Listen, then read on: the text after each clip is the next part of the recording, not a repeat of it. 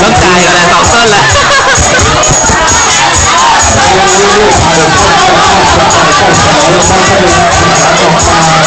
ที่จะรอรับเนื้อทางที่รักกันสวรรค์นะครับจะรอที่ต่อข้ามาว่าทางด้านนี้นะครับทางด้านนี้เลิกในการช่วยจังหวะแล้วนะครับไปจับนะครับหนูจ๋าหนูจ๋าพูดคุยได้เลยครับได้บอกว่าพอเช็คเวลาแล้วเนาะพอเช็คเป็นเวลาเราจะไป